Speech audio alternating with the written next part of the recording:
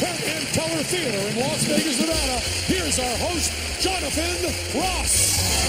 Thank you very much. Very kind.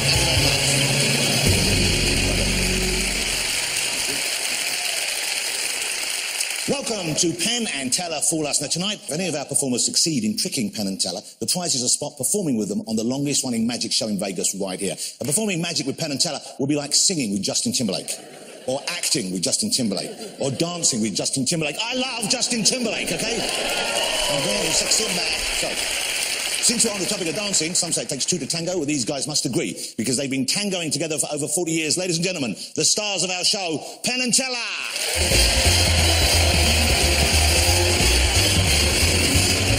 Mr. Ross. Teller, lovely to see you again. It's always a pleasure, never a chore. And Teller, ladies and gentlemen. Penn, let me ask you, over the years, I'm sure you've seen just about every kind of magic. What, in your opinion, is the hardest of those disciplines to master? No, I think the hardest, especially for this show, but in general, are the big stage illusions. You know, because you can hide a card up your sleeve. It's a little harder to do that with a human being. Let's hope we have one of those for you this evening. Hope so. Teller, the same kind of question for you. Over the years, I know you study very close. Yeah, you got something in your eye? Okay, well, hold on. Do we have a tissue, maybe? Because we need to make sure... Oh, holy... Wow. It's okay. That's got it. He's better now. He can see. Ladies and gentlemen, Penn and Teller. Gentlemen, if you want to take your seats, I'll mop up and we'll get on with the show.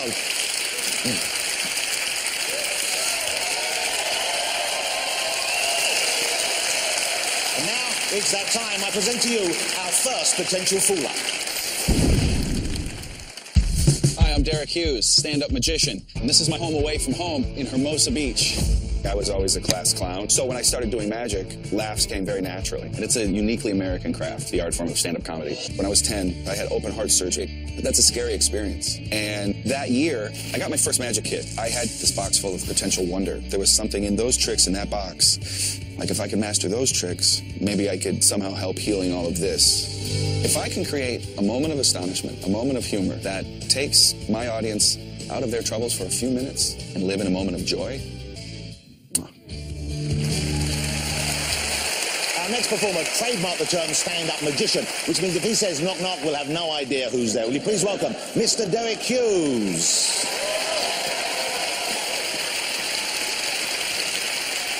Thank you. Thank you, guys. And my name is Derek Hughes. I am a magician, and as you probably know, as a magician, it is my job to try to blow your mind. I mean, to really freak you out, to make you believe. And I have made a commitment to your astonishment. Here, before the show, I sealed in this little envelope my commitment to your astonishment. If this is important to me, I need to keep it safe and secure, and I know nothing keeps anything safe and secure better than bubble wrap. So this is a bubble wrap lined envelope. I will seal inside this bubble wrap lined envelope my commitment to your astonishment. And Jonathan, would you do me the honor of keeping this safe and secure? Be my pleasure. I need it in a little while. Have it at the ready. Don't tamper with it in any way. If you do, we'll hear it. Yeah. It's bubble wrap. Yeah. By a show of hands, who here believes in magic? Okay, some believers. By a show of hands, who is skeptical? I see. This is good. Were you a believer? Yes. And sir, with the nice sweater vest, you're skeptical. Would you two please join me on stage? Give these two people a round of applause. Say please. Thank you so much. A little closer. Hi, what is your name? Bonnie. Bonnie, and I'm Derek. Nice to meet you. You're a believer? Yes. Fantastic. You can touch me. I'm a magician. I have a 3-year-old and a 1-year-old at home. I haven't felt the touch of a woman in quite some time, so I appreciate you being here. Our youngest just took his first step. He admitted he is powerless over drugs and alcohol. We're going to support him through that process. What is your name, skeptic? My name is Edward. Edward? Yes. That is my firstborn's name, so I'm glad you're here, but you're skeptical. Yes. We're going to try to change that. It's Bonnie. Bonnie, I'm going to let these cards fall from hand to hand. Anywhere you want, please yell stop. Stop. Right there. This is Bonnie's card, the card of a believer. There's no way that I could know what card Bonnie has selected. I'm going to lose it into the deck. Don't forget your card. Like a movie in her brain, she will visualize that card. Don't forget it no matter what happens. Same thing for you, sir. Okay. Skeptic, the cards will fall. You say stop anywhere you'd like. Stop. Right there. Works. Through the cosmic web of coincidence which binds believer and skeptic as one, is that the same card? No. No. I just ask. Someday it's going to match. That is going to be amazing. It's going to be a miracle. How do you do it? He's a witch. You, sir, skeptical. For you, it will be magic. First, a trick. Bonnie's card shoots the opposite direction of the rest of the deck. That is the appropriate response for a trick. Bored indifference is what I'm going for. No, because it's a trick. It's sleight of hand. I knew what it was. You saw me. I peeked at the card. I looked at it. Then I did a Hofstad's. It doesn't matter what I did. It's juggling is how I found the card. No offense, Penn. But if I take the card and change it into your card, that's magic. Second chance to touch me. Do you still believe? I still believe. Thank you. You may have a seat. Give her a huge round of applause, please. My most important question is for you. Mm-hmm. Are you still skeptical? Yes. After this miracle, mere inches from your face, yep. You're still skeptical. Yep. Okay, fine. We'll go further. I'll roll my sleeves up, skeptic. People are always like, "Oh, you're a magician. I bet you work out." I don't. Let me ask you this: do you feel you have free will? Yes. Freedom of choice? Yes. And you live confidently within that illusion? Mm-hmm. Most of us do. Yeah. Well, for the next few moments, you do not have free will. Okay. Okay? I'm going to tell you what's going to happen before it happens. In a moment, I'll give the deck a shuffle. Okay? Once the cards are shuffled, you'll have the opportunity to give the deck a cut and square the, complete the cut. You can use my hands as a little table. Okay. You don't have to cut the cards if you don't want to, but it won't be your choice. Okay. You ready? Right. I don't have free will. Let's begin. Okay. Skeptic, the cards have been shuffled. Would you like to cut the cards? Yes or no? No. No. He said no. Did that feel like a free choice? No. Whoa. Okay, hold on. I'm giving you the opportunity to cut the cards. If you don't feel it's a free choice, then please choose to cut the cards. Go ahead. You can go. No. I'm saying, if you feel, okay, great, and complete, put the balance, all the rest of those on top. Did that feel like a free choice? Yes. It was not. I will go through the cards all the way from the top to the bottom, skeptic, anywhere you want. Don't take one card, take a small little group of cards. Give or take a poker hand. Okay. It is Vegas. It is Vegas. Yeah. Feel like a free choice? Yes. Look at those cards, skeptic. Okay. Choose one in your mind. Yep. You've decided? Yep. Spread them again so you see them. Remove the one you've chosen from the others. So is that the one you chose? Yep. That's the one you want? Mm-hmm. So you do not want this card? No. You do not want this card? No. You don't want this card? Mm-mm. Nor this card? No, sir. You want to change your mind? 9. You want to change your mind? 9. You sure? Yep. The cards were shuffled a couple of times. Mm-hmm. You cut only once. Yep. You were hesitant. Yes. You took some cards. Yes, you sir. thought of one. You did not change your mind. Mm-mm. What card did you choose? Queen of Spades. Queen of Spades? Show them. Queen of Spades. Queen of Spades. That's crazy, because I knew there would be a skeptic at the show tonight. Okay. So I made a commitment to your astonishment. Jonathan, do you have the envelope? Oh, yeah. Yeah, we did forget about that. You forgot about it? No, never forget about it. Do you remember what I sealed inside? Yes. This bubble wrap envelope? Nothing else. My commitment to your astonishment. You picked the Queen of Spades. Ladies and gentlemen, inside this envelope, before the show, I sealed another envelope. It's called dramatic build. This is national television. It's crescendo. But you, sir, selected that one and only one card. And in this envelope, I placed one and only one card, the Queen of Spades. What? Said I believe. I do believe. Get off my damn stage. My name is Derek Hughes. Believe. Derek Hughes, ladies and gentlemen. Great stuff. Really great stuff. And very funny. I've asked this question a lot, but I'm curious about you. When did you get into magic? When and why and how? How do you get into magic? Suck at sports. That's how you get into magic. That's the journey into the dark arts, Jonathan. The last guy around the gym track in junior high, first guy with a magic kit and a revenge plan. Here we are. So compensating for other areas of your life. A little bit. Brace yourself, young man. Penn. We like that you picked a skeptic and you dealt with the word skeptic. The more the word skeptic is said, the better it is for our culture. Also like that you, against all better judgment, kept the skeptic on stage, sent the other person back to their seat. Let's deal with the props that you used. I'm telling you, that's a deck of cards you can take to the bank. That's how good that deck of cards is. And I'll also say that the nice thing about this is you can do it a lot of different times because there's a variety of endings that you can do. It's a different card. It's all different ways you could do that. It's always different. Always different, sure. Why wouldn't it be? It was a great performance, and I loved you keeping the skeptic on stage. Well, thank you so much. Thanks. So the fact they used those words in particular, I guess it was the word bank was the key word there. Would I be right? Or deck. Yeah, that was enough for you to feel confident they know what you're doing and they busted you. Yeah.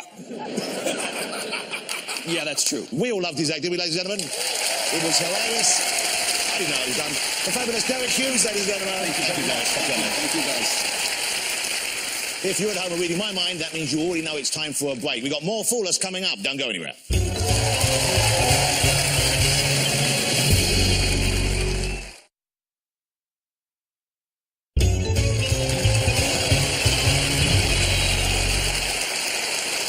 We're back with more Fool Us, and that means it's time for more magicians. Hey, I'm Ruben Moreland, and I'm from New York City. In my everyday life, I'm really, really clumsy. But somehow when I go on stage, it just clicks, and suddenly I'm coordinated and suave. As suave as I can be. My style of magic is different from a lot of other performers. Some people want to just go out there and fool people and impress them. And for me, it's just a big party. I like to have fun. I like to think about it as if I'm a kid playing with his toys. Will you please welcome Reuben Moreland.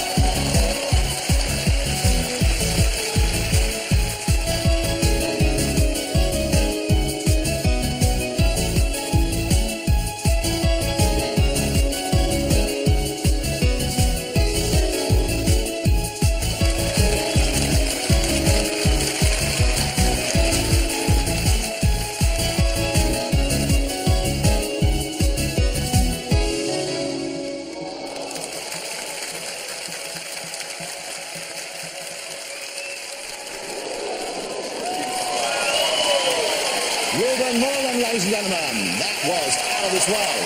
Wow. Thank you. Wow. Well, I don't mean to sound in any way, but I've been dismissive, but you don't strike me, like a lot of magicians, you don't strike me as being an outdoorsy type. Yeah, you know, I don't look like most magicians in general. A lot of people, they look at me and I'm not the suave magician type, and I'm not trying to be that. I always joke, with the red hair and the blue eyes, it's like I'm a human recessive gene. Everything about me is totally not common, and I like to embrace that. I'm a goofball, but I like to have fun. That's a great thing, and that's what made the act what made the act so much fun to watch. Okay, well, let's go over to Penn and hear the verdict. Matrix is not a trick I like very much. This is based on Matrix. Your version, I absolutely loved. I don't know how much of this in terms of the presentation and the magic is yours. As far as I can tell, it's 100% yours. I haven't seen anything like this. It's just beautiful. And thank you so much. Put us in a very uncomfortable position, because I think this is a routine you should be doing the rest of your life. We do not think that it baffled us, but I think you should take this one to your grave. So Teller has written down stuff, and we're going to show it to you, but not to the camera and not to the audience. We think we figured it out, but I got to tell you, we don't want anybody else to ever figure this out. So we're going to be very, very cagey, and if we're right here, Yep. There you go. And I'll tell you, don't ever tell anybody, because that is too good. It's wonderful. And I love your style. I love the performance. And we will make sure that nobody ever sees this at all. There we go. I appreciate that. And we'll make sure that...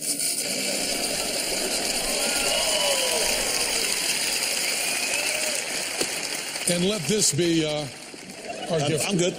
Our gift to you here.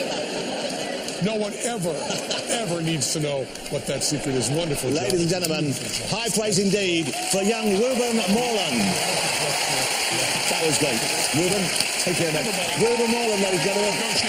We will reveal the secret to fitting 10 pounds of this magic into this £2 bag of a show when we come back.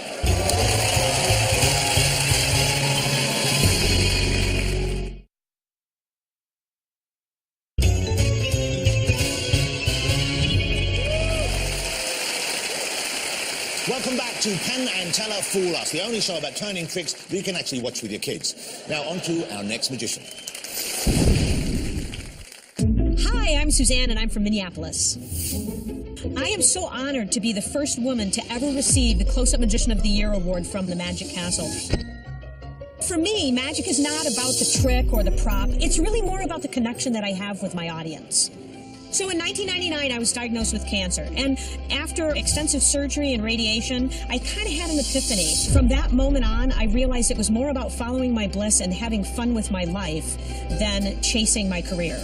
I would go through the entire cancer experience again because it made me a better person.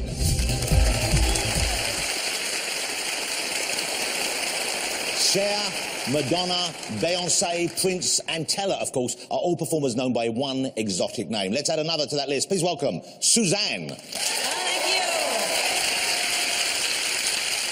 I am so excited to be here. This is going to be so much fun. I see I have an empty chair. Well, Jonathan, would you like to help me? Sure. This is fantastic. Nice to meet you. Nice to meet you. Thanks a lot for coming to help. Can I sit down there? Yes, this is good.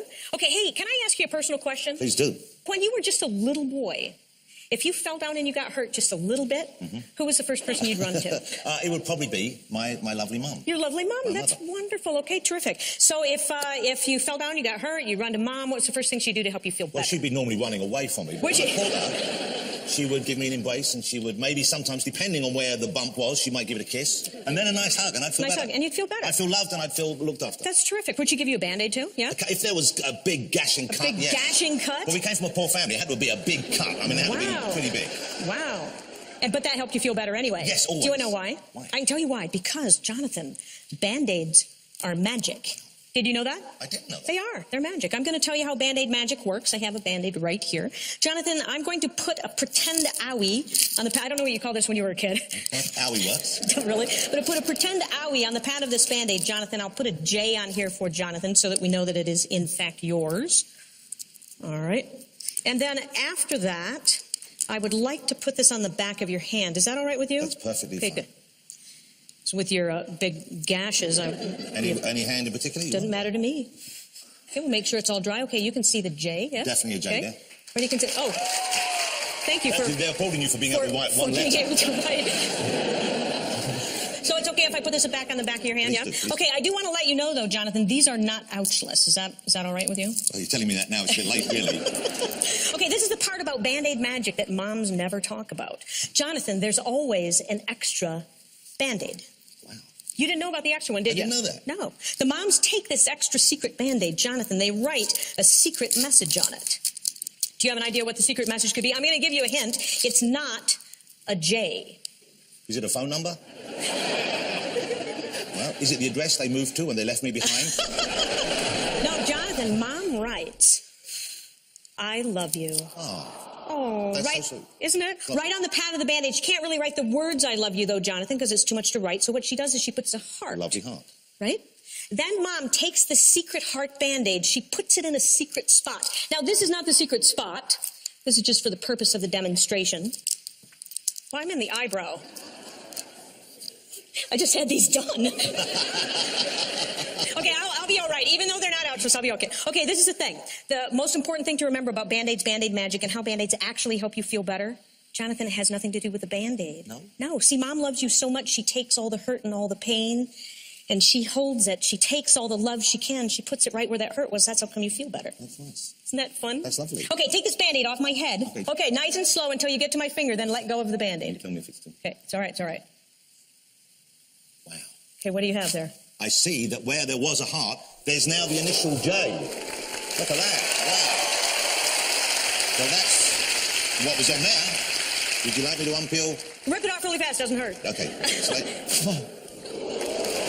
Look at that, you got the love. Look at that. That's fabulous. Ladies and gentlemen, the fabulous Suzanne. Oh, thank you. That was tremendous. Come now around the front here. You won, didn't you win? You were the first woman to win the... Close-Up Magician of the Year from the Academy of Magical Arts. That's incredible. And ladies and gentlemen, the first woman to hold that title. When you do something like this, for me, and for most of the audience, I'm sure, it seems like miraculous. We've got no idea how it's done. Is this something which magicians would know, or do you think you've got a good chance of fooling the fellas? I don't know. This is an obscure little piece, so not very many people do it. So you think the obscurity of it might be what actually gets you past the gate here? Possibly, and I've changed it up dramatically from the original. You know, they look pretty stumped so far, so that's a good sign. Either that or Teller's eaten something that doesn't agree with it. So, gentlemen, I think you've come to the end of your deliberations. Yeah. I assume that everything on the table is now examinable. Yes. Which is good. And the audience should know that. The audience should know that you're completely clean at the end of this. Yep. And we love that about the way you've put this method together. And what I also like about it is, at least to our thinking, you've done this wonderful thing, which is changed something, a method that's used in a totally different kind of magic and moved it over here. Because although I don't think any audience member would ever know this, what you were doing with Band-Aids was essentially a slate trick. Essentially something that's done by spiritualists with slate. Stella has a drawing here, and I'll stay back here because I'm frightened because she might be a witch. Wow, this looks like this is Are you saying going that's in still an there? interesting direction, ladies and gentlemen. That's still on it? No, you can look at them. Wow, I think we may have something here, ladies and gentlemen. Let's hope, fingers crossed. You can have them.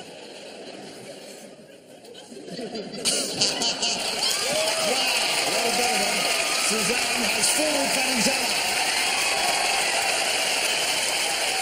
Wow. Suzanne, that's for you. Nicely done. Fabulous piece of work. And Suzanne doesn't just get that trophy. She'll be back here performing in Las Vegas with Penn and Teller, ladies and gentlemen. Congratulations. That was fantastic. Time for a break. When we return, we'll see what other tricks our magicians have in store, so stay with us.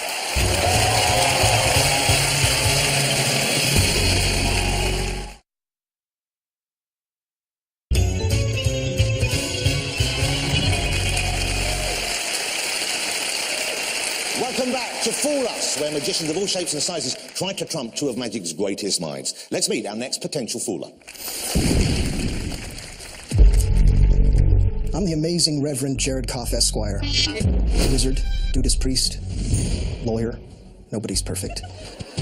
When I was a kid, I wanted magic to be real. And it took me a really long time. I can't pinpoint the exact moment when I realized that it's fake, but that doesn't mean it isn't real. The universe isn't stranger than we suppose. It's stranger than we can suppose. And magic should be used to remind people that they have no clue how the universe works or what their place in the universe really is. Magic is not something that I do, it's something that I am.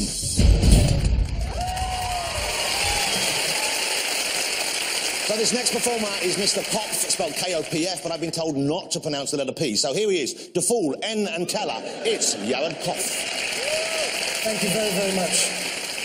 I'd love to pat myself on the back right now and say, man, you made it, kid. But all I can think of are the random events that brought me here. I'm talking about the biological, right? The random mutations that led to my evolution. And even the mundane ones like my mom and dad had to meet and Penn and Teller had to become a great act.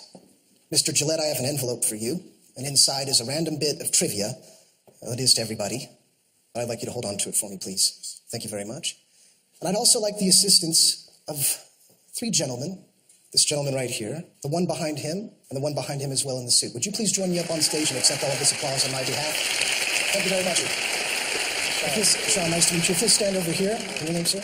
Sean, nice to meet you. If you'll stand next to him, shoulder to shoulder. Ted. Ted, nice to meet you, Ted. Shoulder to shoulder, please. You're looking good. All right. Now, gents, I have some numbers. They're random. They appear random right now, but in a moment it'll make sense. You're now officially person number 9. If you'll take the necklace and put it over your neck, I'm just going to let that dangle right there. You're looking good. Perfect. You are now officially person number 8. If you'll do likewise, take the necklace, put it over your head. Thank you very much. You look fantastic. And last but not least, you are number 5. Would you place the necklace around your head? You look great. Thank you very much. And now, the assistance of a lady. In fact, would you please join us up here on stage? Give her a big hand. What is your name? Alita. Alita, please join me on stage, Alita. You're looking lovely tonight, Alita. Thank you so much for helping me. Alita, if you'll stand behind this table, I want to show you 3 gift bags that I've brought. Okay. I have a red bag. A very nice shade of red. Matches, right? A blue bag and a green bag. What I'd like you to do, Alita, is take the bags and put them into a random order. It must be random. Try not to be too influenced by their colors. Put them into a random order for me, please. That looks really, really good. All right. So this is the random order that you have created. I like your style. All right. In a moment, you're going to make some random decisions, but you're going to do so while my back is turned. That way I cannot influence the system whatsoever. I'm going to remove my glasses and put on a blindfold. Now, Lita, can you hear my voice? Yes. Yes. I'd like you to look at the 3 bags. Okay. Would you please hold up your right hand? Now look at the 3 bags.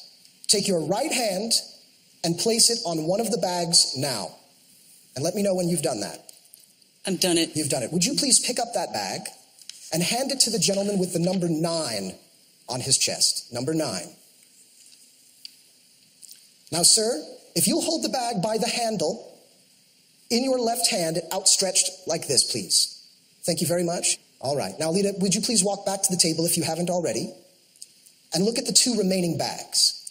Are you there? Yes. Would you hold up your left hand for me, please? Okay. Look at the 2 remaining bags and place your left hand on one of them now. And let me know when you've done that. Yes, I've done You it. have. Would you please pick up that bag? Walk over to the gentleman with the number 5 and hand it to him. Let's make things a little bit random tonight. We're going to mix it up. And sir, would you do likewise? Be sure that you're holding the bag by the handles and that the back of the bag is facing you. And now, Lita, there's only 1 bag left. Would you please pick up that bag and then hand it to the man in the center? Thank you very, very much. Have you done that? Yes, I have. Now, you have done beautifully. Ladies and gentlemen, please give her a big round of applause for those random decisions. You may have your seat. All right, thank you so much. Now, gents, I'd like you to reach in with your right hands and remove the contents of your bags. Hold those contents to the right and just drop the bags behind you. We don't need those. All right. 190,875. Does that number mean anything to anybody in this room? It's a random number. Does that mean anything to you, Mr. Gillette? It does not. Both Penn and Teller are likely under the impression that inside of that envelope is a prediction. There is not.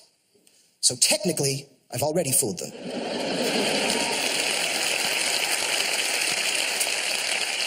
Inside that envelope is a piece of information that is a random bit of trivia to everybody in this room, but 2 people. And only one of them will speak to it. Would you please open the envelope, Mr. Gillette? Would you open up the first flap there? That's it. And read what it says on those top lines. It says Minnesota Renaissance Festival. Does that mean anything to you, Mr. Gillette? Yeah, it's where Teller and I did our first show together. Your first show together? Yeah, do you remember when that was? It was in 1975. That's right.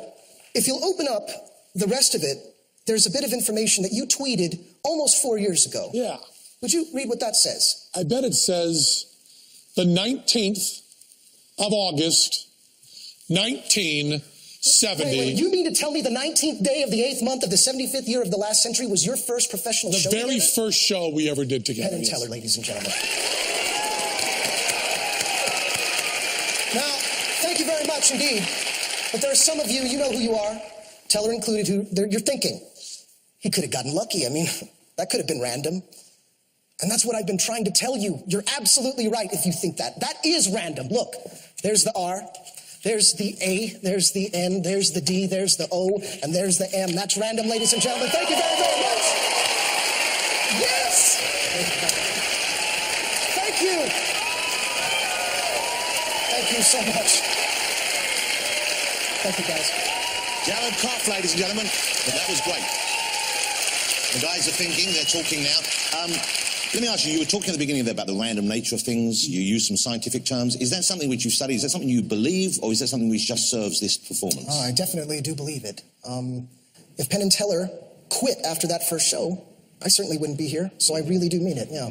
You know, you said decision, so what led to the decision in your life that you wanted to pursue this as a career? What was it that inspired you to take up illusions and magic? Well, I went to law school, and my mother was so upset at me, she's like, you be a magician. And I said, okay, Mom. Well, we all love magic, and I think two of the finest purveyors of magic are over there. They have come to a consensus, fellas. First of all, the way you speak on stage, the lack of pushing and desperation, the simple declarative statements, the beautiful ideas, absolutely loved. The idea of taking a prediction and making it not a prediction and making there be surprises while it's out here and making a random number be a date and doing the punchline afterwards, just beautiful. And the most important thing in this kind of trick is to get as much as possible out of a trick that is actually a very small piece of information. All you really need to know is what order she picks up which color of the bag in. And all of everything else comes from that one thing. And yes, you got that signal, and you got it beautifully, and you turned it into a mystery that I believe fooled everyone in this room, except for these two. Beautifully done, beautiful. Thank you very much, guys.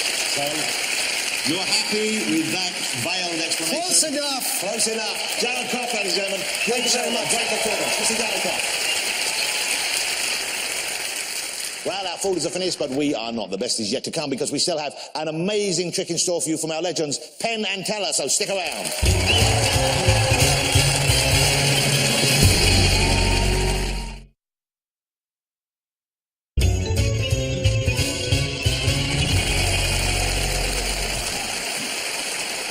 And now, to close our show, a trick by the two legends who've been fooling us all for over 35 years. Of course, it's Penn and Teller.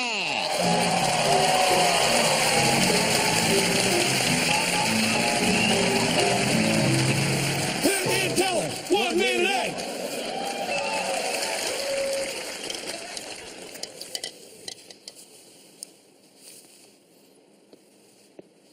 Shell.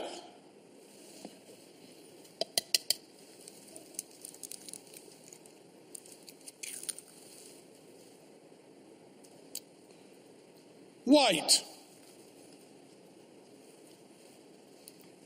Yolk. Now it's broke. Yolk. White. Shell. Smashed to hell. Shell.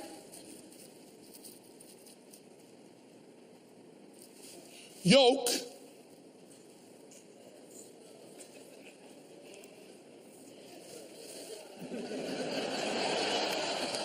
White.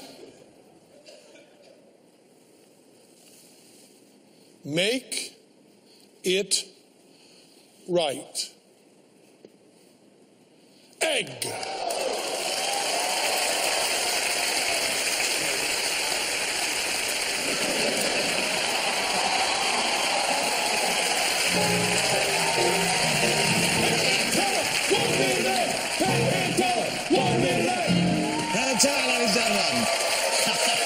Fabulous. Wow, that's eggy. That's all the magic we have time for tonight. Come see us next week for more foolery. Penn and Teller, ladies and gentlemen.